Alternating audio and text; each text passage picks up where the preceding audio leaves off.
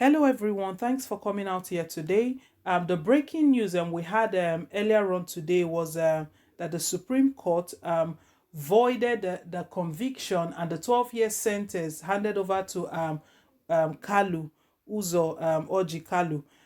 The Nigerians had mixed feelings, and the court said that gave the reasons why they voided that conviction and all of that. But what's happening now is that EFCC has reacted. They've reacted to this, and they are not taking it. They are not letting Oji Uzor Kalu go off the hook. They are letting him know that they are not taking this lightly. So they've actually reacted to this.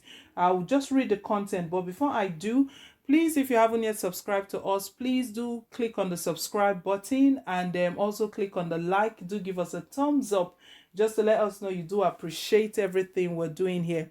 So I'll go straight into the news. EFCC reacts as Supreme Court frees Oji Uzor Kalu. The Economic and Financial Crimes Commission, EFCC, has reacted to the Supreme Court's nullification of the conviction of a former governor of Abia State, Oji Uzor Kalu. Also nullified were the judgment against his firm, Slok Nigeria Limited, and Jones Uduegu, a former director of finance and accounts of the Abia State government. The Apex Court ordered their fresh trial at the lower court. Dele Oyewale, EFCC head, media and publicity, in a statement noted that the court based its verdict on the grounds that Justice Mohammed Idris, who convicted Kalu and others, had been elevated to the Court of Appeal before the judgment and returned to the lower courts to deliver the judgment, which is considered illegal. EFCC said it considers the judgment of the Apex Court as quite unfortunate. The agency called it a technical ambush against the trial of the former governor. The commissioner declared preparedness for a fresh and immediate retrial. The spokesman said that EFCC's evidence against Kalu and others were overwhelming. The corruption charges against Kalu still subsist because the Supreme Court did not acquit him of them. The entire prosecutionary machinery of the EFCC would be launched in a fresh trial where justice is bound to be served in due course, Oyewale added. So, like I said, EFCC, they are not letting this go anytime soon. They are going to follow this all through. We all know that the court convicted Uzor Kalu of about 7.1 billion naira fraud from the state, from Abia State. And he was handed over a 12-year sentence, of which he has done 5 months. And it's like he's off the hook for now. But what EFCC is saying is that they have all their evidences, that the evidences they have, they are quite overwhelming. They can't even imagine how he's going to escape this. They stated here that they are going to begin a fresh retrial, as the Supreme Court stated that a fresh retrial will commence. So EFCC, they are saying that they are ready for it, and they can't wait for justice to be served in due course. So the thing here is that we really don't know why this is coming at this time, because they cannot say they were not aware of that judge that sat at the case. We don't know if this is all some buttons being pressed or some manipulations here and there.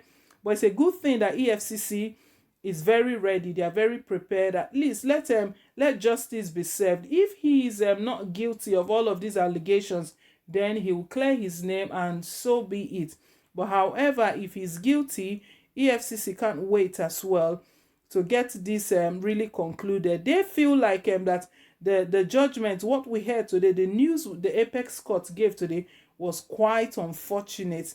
Not just unfortunate, they called it a technical ambush.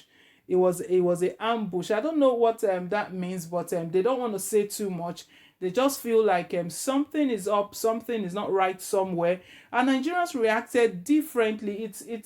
It's really amazing and funny, the country where we live in, the kind of things that happen. It feels like the law It's not for the well-to-do. It's not for the lawmakers. It's not for the governors and the leaders. The law is for the common man, the poor people.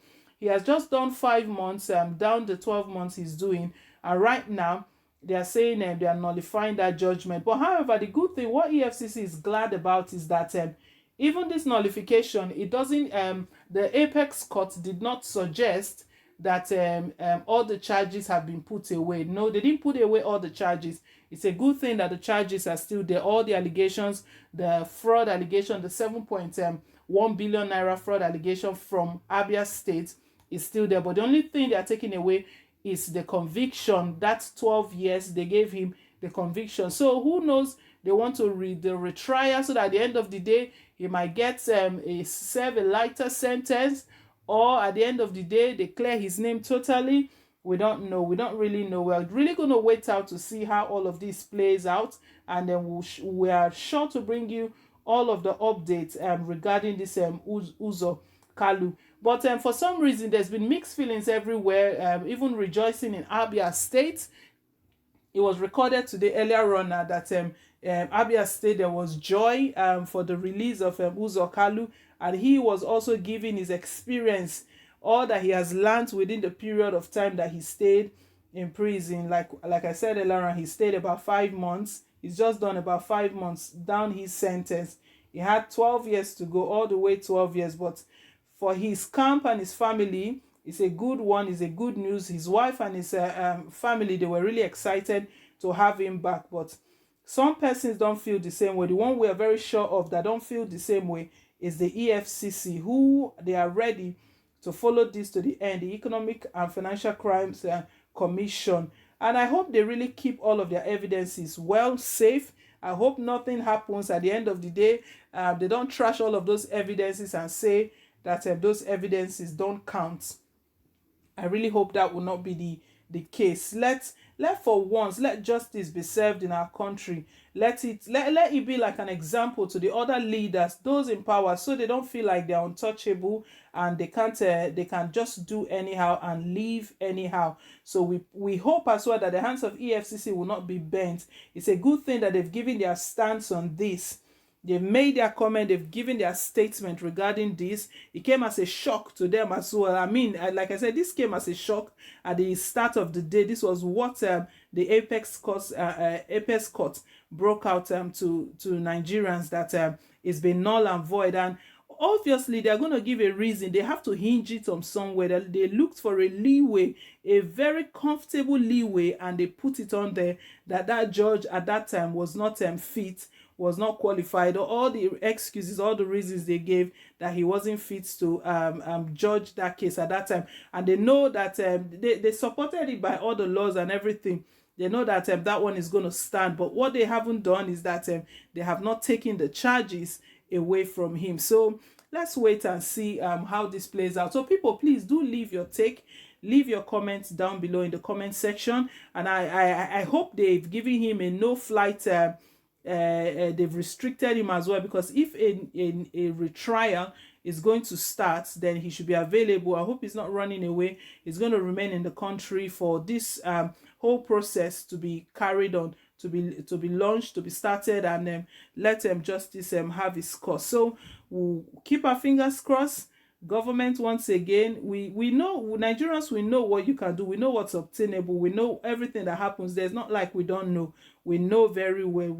We hear all of them, but we'll still keep our fingers crossed and see how this plays out. And I want to take this time to say thank you to everyone that have subscribed.